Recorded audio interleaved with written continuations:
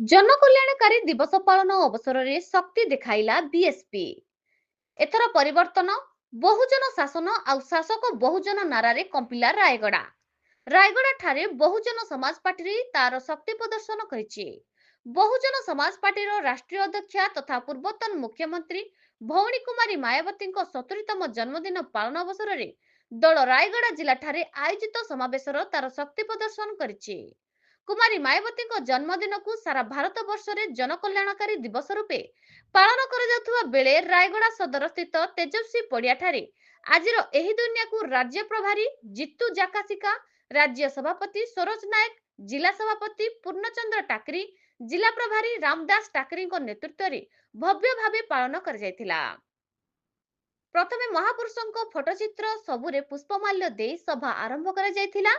मुख्य अतिथि रूपे केंद्रीय संयोजक डॉक्टर लालाजी मेधा जोगदे उपस्थित बहुजन प्रेमी मानक संबोधित करने अवसर में भारतर कोटी कोटी दलित आदिवासी अन्यान्य पछुआ वर्ग धार्मिक अल्पसंख्यक एवं उच्च वर्गर गरीब शोषित निष्पेषित अवहेलित चाषी मूलिया तथा महिला वर्गर हक एवं अधिकार पाई लड़ुथिबा एकमात्र नेत्री सुश्री मायावती जन्म दिवस को जनकल्याणकारी दिवस रूपे कहीं पालन करा जाउछि से नहीं सचेतनता करथिले।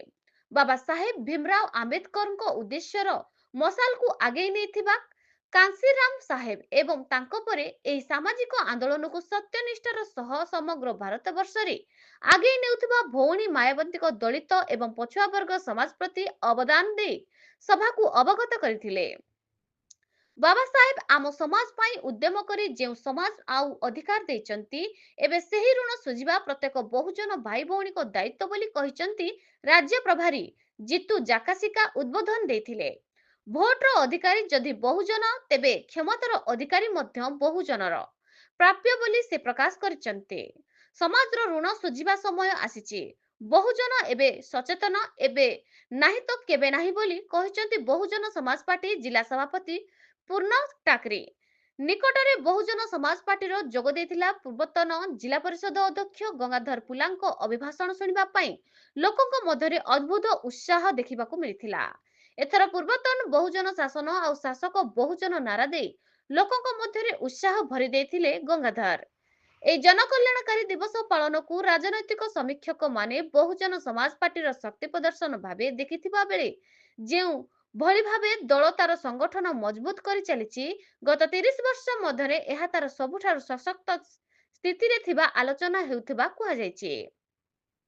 आजिर एही कार्यक्रम रे जिलार समस्त कोण अनुकोणरू आखपाख 7000 रु अधिक लोक जोग देइथिबा कुहा जायथिबा बेले बहुजन समाज पार्टीर राज्य संपादिका सुनीता बिडिका, एसटी सेल सभापति श्रीपति उलुका, एसपी सेल सभापति क्षीरबाग विशिकेशन टाकरी समेत समस्त दलीय पदाधिकारी प्रमुख उपस्थित रही कार्यक्रम सफल करथिले एवं जिलार विभिन्न ब्लॉक रु शताधिक कर्म बीजेडी बीजेपी कांग्रेस दल छाड़ी बीएसपी रे जोग देथिले। शेष में जिलार शिक्षा स्वास्थ्य रोजगार को नहीं जिलापाल को दाबी पत्र देथिले। रायगढ़ जिला प्रतिनिधि Vishwanath Mandika report news Odisha TV.